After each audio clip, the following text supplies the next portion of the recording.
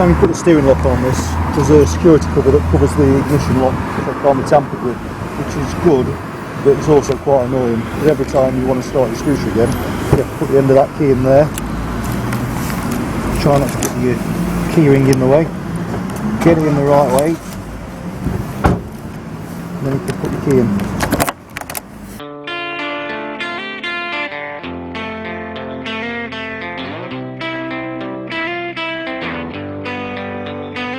Fuel tank is in the middle on both of them to give you enough small space under the seat.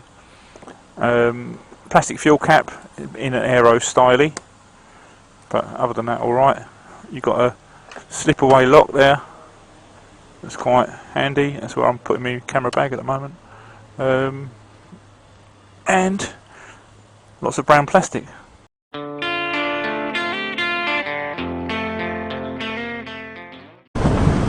Right, so now what we're doing, if you look down there, this is it. You can see from the trees this is quite a strong headwind, and we're doing over 60 mile an hour, holding it steadily.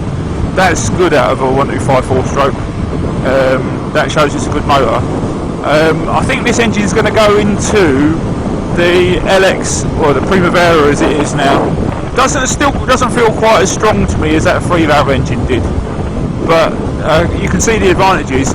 This means now where they put the radiator on the side of the motor, they can put this engine into an air-cooled bike. It solves a whole load of problems, so they can have the advantages of quietness and smoothness of water-cooled, tighter tolerances, and without all the aggro of having to find plumbing and put places for radiators. So it's a genius solution really, and they need to thank their Spanish friends for that. Derby, the company that they bought up a while ago, was the first one that I remember that had this. You're going to lose a little bit of power because you have to have a fan behind the radiator, but it's still a clever solution technically. And the only downside to this is that your massive helmet bay under the seat now has to have a radiator filler in it. But apart from that, what a great idea. I like the fact it's got this little thing here in front of me that's giving me, it's like a Vespa T5 screen. It's just putting the wind up under my chin, but it takes it off the chest. It's actually pretty good. Leg shields as well. I should imagine this is fairly aerodynamic. Yeah. Right. Brakes are lovely, and the suspension don't dive too much. I quite like that. So I haven't tried it sharp yet, but really should bed the brakes in. And this is a 0 mileage. What does this mode button do here? It's like an ejector seat. Is that what it does? Yeah, careful. You know, I'm reckless. I'm willing to try that. Try it. Shall I give it a go? I've got my video on.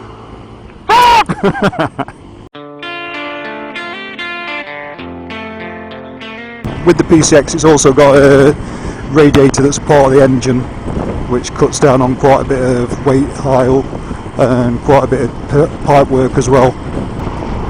PCX has also got linked brakes rather than ABS. And the back brake is quite weak because it's a drum brake, so that's a little bit of a downside, to be honest.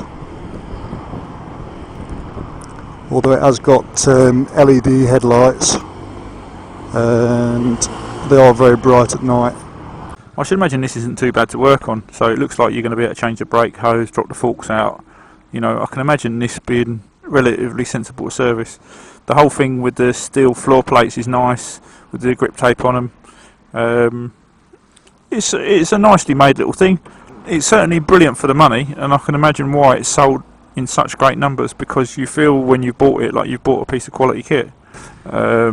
It feels lower. It's not a bad seating position. It's certainly got good for people with short on inside leg.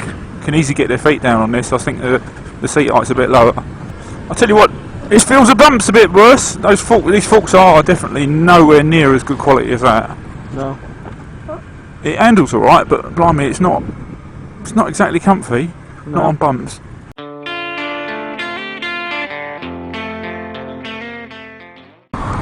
The technology for the stop-start is interesting, because basically what they've done is they've turned the flywheel and stator plate into a big electric motor. They put electricity back into the stator, and that's enough to spin the crankshaft up, so there's no separate starter motor. It's all literally done with magnetism. and that means that there's no sound involved. Literally, you turn it on, open the throttle, and it will go. Oh God, we've got a wobbly BMW rider who's not very good at. He was thinking about filtering and he wasn't quite sure. We can pick him up in a minute when he falls off. I don't know, bother. He's going to let me through. I think my bike's going to stall next to him as well. Yeah, that'd be embarrassing. It will be the way you get on it. Are we going straight on? Yeah. Right, my bike's going to stop now, isn't it? It has done, and mine. Yeah. Oh, it didn't go that time very quickly.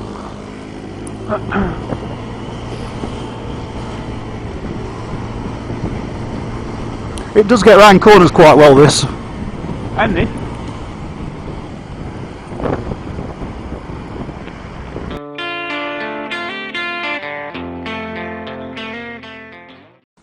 Right, okay, so my engine's stalled now.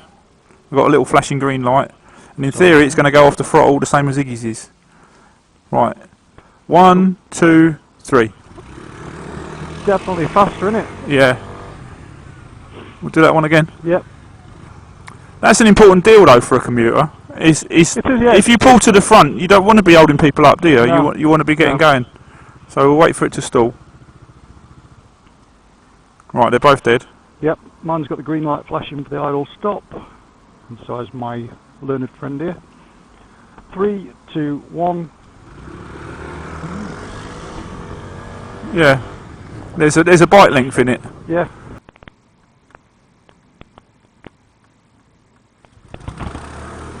Oh. From behind, took you by 2 bike lengths, piece of piss. Some of it's that the engine's a bit stronger off the line as well. I think this is geared a bit lower.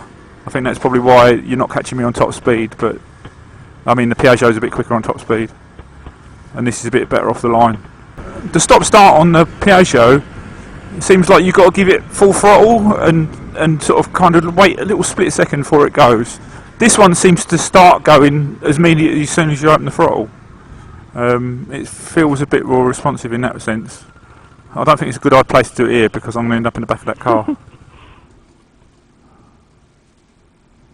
But let's try that. See the smallest amount of throttle you can put on before it goes. I'll just put a tiny bit on.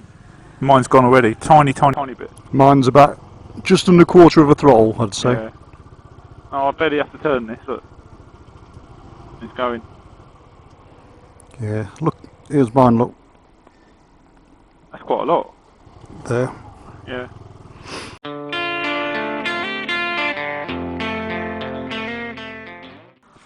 Right, okay, so now I'm just going to go and test this on this bit of gravel down here, the ABS. So I should be able to come down here and just slam the brakes on. And it goes straight through. That was rear brake. Oh, actually, it's combined braking, but.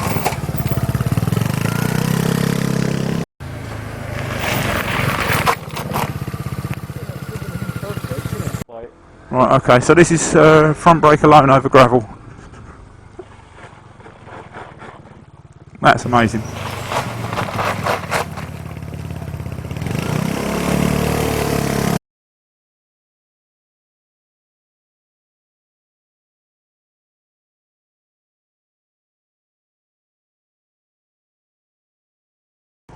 Right, well I'll go with the combined brake in them.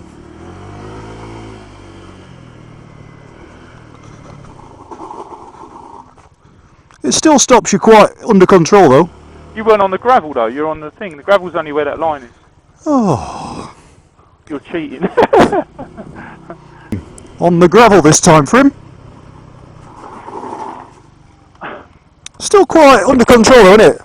Under control, you're like miles braking area where I was stopping, and you left that dirty line as well, so... Oh, nobody died. Nobody died, that's true. It's not bad, but it's the same as normal, whereas that's special. You always have to be better, don't you?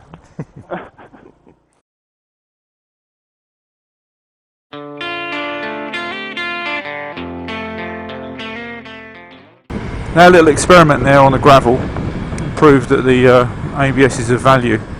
The CBS, combined brake system, still stops you. This turns in very easily. It feels like the wheels are narrower, and the Piaggio is running on 16-inch wheels.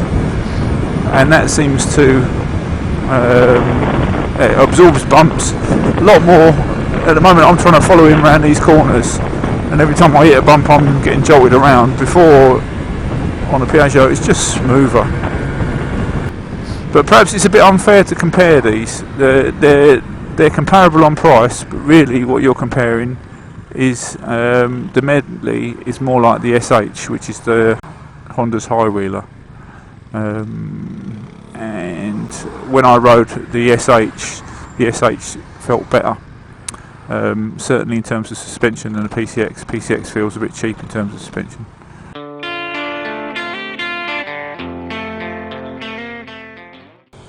Right, out of these two, I'd have the Piaggio. Not for any massive decision. I find it more comfortable. The suspension is much better, I would say. I found the PCX harsh. I think if I were choosing between the two, I should probably, although it's close, go for the Medley. I think it's a bit more modern looking. But the petrol economy is the same? Yeah. The price is pretty much the same. Brakes are better on the Medley as far as I'm concerned because it's got ABS. Right. Forks are better, suspension's better. Yeah. Comfort's better. Yeah, the PCX is nice and low, so if you're a smaller rider it's a bit better. Yeah. As a commuter though, either machine is really fantastic. Good value for money. Really economical.